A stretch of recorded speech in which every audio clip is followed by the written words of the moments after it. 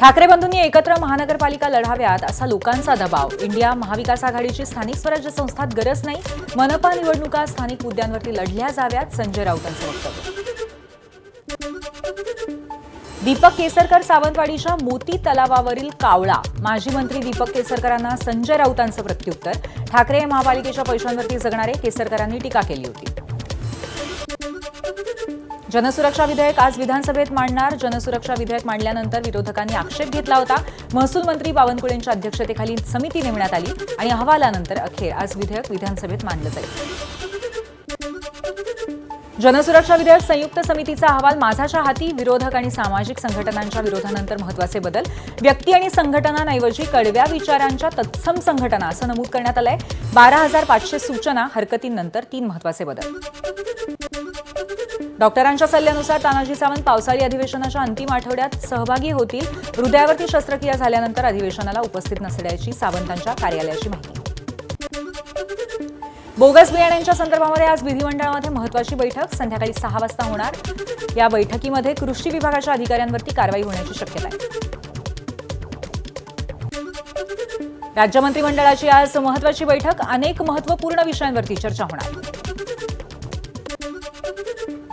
75ची शाल अंगावर पडते याचा अर्थ आता थांबावं असा असतो। मोरोपंत पिंगळेंच्या 75ची आठवण सांगत भागवतांचं सुतोवाच।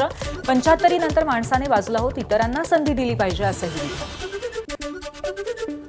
75 वर्ष पूर्ण झाल्यावरती निवृत्तीचा संघाचा मोदींचाच नियम। अडवाणींसह वरिष्ठ नेत्यांवरती निवृत्ती जबरदस्तीने लादली। आरएसएस निवृत्तीचे संकेत मोदींना देत आहेत। संजय राऊतांचा पंतप्रधान मोदींवर निशाणा। उपमुख्यमंत्री एकनाथ शिंदेंची काल दिल्लीवारी। केंद्रातील अनेक बड्या नेत्यांची भेट घेतल्याची सूत्रांची माहिती, कारण मात्र गुलदस्त्यात। गोरगरीब विद्यार्थ्यांसाठी असलेली राजे यशवंतराव होळकर योजना भ्रष्टाचाराचं कुरण झाल्याचं उघड।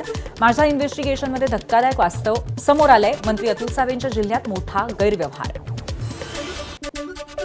छत्रपती संभाजीनगरमधल्या इंग्रजी शाळांमधल्या गैरप्रकारांची ओबीसी मंत्री अतुल सावेंकडून गंभीर दखल। सुविधा न देणाऱ्या शाळांची मान्यता रद्द करणार। तपासणी करणाऱ्यांची दिशाभूल करणाऱ्यांवरही कारवाईचा इशारा। योजनांच्या नावाखाली सरकार केवळ भ्रष्टाचार करतंय। सरकारच्या अनेक योजनांमध्ये भ्रष्टाचार आहे, आमदार रोहित पवारांचा आरोप। काही ठिकाणी बनावट बिलं काढून भ्रष्टाचार झाल्याचाही रोहित पवारांचा आरोप। कर्नाक उर्फ सिंदूर पुलाचं मुख्यमंत्री फडणवीसांच्या हस्ते लोकार्पण।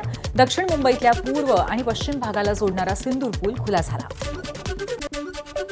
दक्षिण मुंबईतल्या पूर्व आणि पश्चिम विभागाला जोडणारा कर्नाक उड्डाण पूल आजपासून वाहतुकीसाठी खुला। आज दुपारी 3 वाजल्यापासून पूल खुला होणार आहे। सांगलीतल्या आटपाडीमध्ये अत्याचारानंतर मुलीची आत्महत्या। 4 आरोपींपैकी 3 अटक, 4था हॉस्पिटलमध्ये। महिला आयोगाने पोलीस अधीक्षकांकडून सविस्तर अहवाल मागितलाय। मासिक पाळीच्या काळामध्ये शाळेत शिकणाऱ्या मुलींची विवस्त्र तपासणी। शहापूरच्या एका खासगी शाळेतला प्रकार। पॉक्सो अंतर्गत मुख्याध्यापिकेला अटक, तर 8 जणांवरती कारवाई।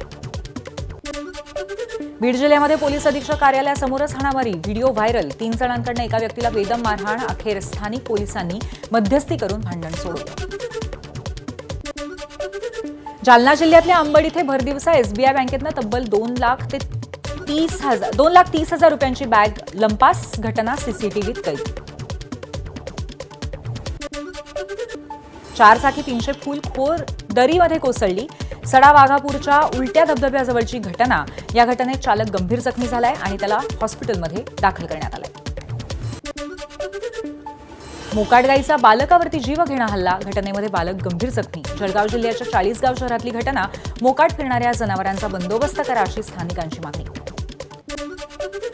अहिल्यानगर ग्रामविकास मंत्रालयाच्या नावे बनावट शासन आदेश काढल्याप्रकरणी गुन्हा दाखल। 5,95,00,000च्या 33 विकास कामांसाठी बनावट अंदाजपत्रकं, निविदा आणि आदेश वापरून कामं सुरू। गुन्हा दाखल।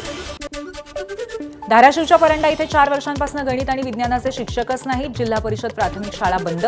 संतप्त पालकांनी शाळेला टाळं ठोकलं आणि शिक्षक नियुक्त होईपर्यंत शाळेला टाळच राहणार, ग्रामस्थांची इच्छा। अंशतः अनुदानित शिक्षकांच्या आंदोलनाला मोठं यश। अधिवेशन संपेपर्यंत 8 महिन्यांचा 20% वाढीव पगार जमा करण्याची सरकारची घोषणा। इथून पुढे ठरलेल्या तारखेला पगार देण्यासही निश्चित। मुंबईच्या आझाद मैदानातल्या गिरणी कामगारांचं आंदोलन तुर्तास स्थगित। तोडगा काढण्यासाठी आज विधान भवनात बैठक। शिंदेंच्या शिवसेनेची माहिती।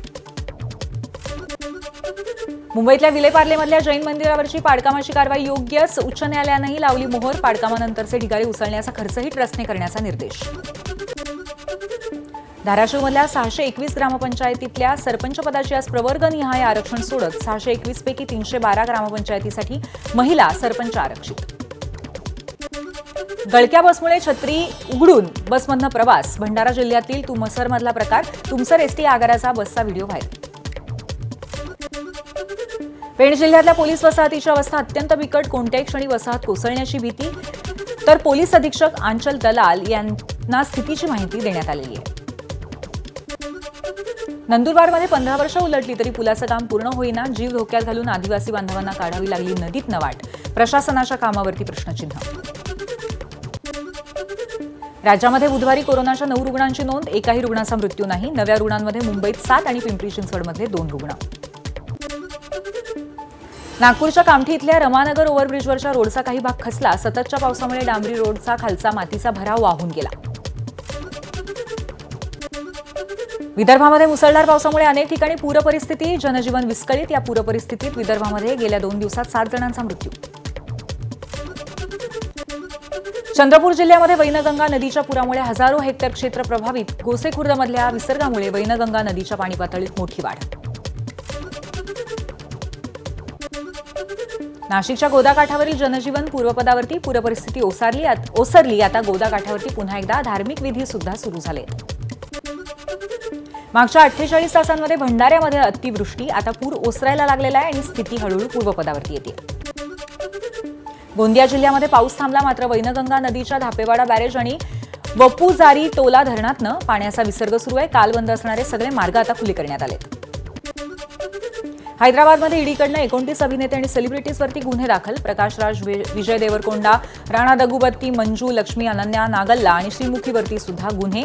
सट्टेबाजीच्या ॲपशी संबंधित प्रकरणात गुन्हे दाखल. राजधानी दिल्लीला 4.4 रिश्टर स्केलच्या भूकंपाचा धक्का. दिल्ली, नोएडा, गाझियाबादमध्ये भूकंपाचे धक्के. 9:04 भूकंप झाला.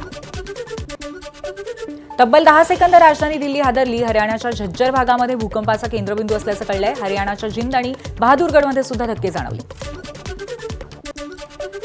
दिल्लीमध्ये रात्री मुसळधार पाऊस. अनेक सखल भागात पाणी साचलं. सायबर सिटी आणि गुरुग्राममध्ये सुद्धा मुसळधार.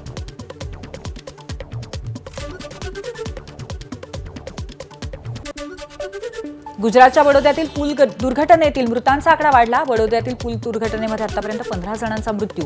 बडोदा आणंदला जोडणाऱ्या पुलाचा काही भाग काल कोसळला होता.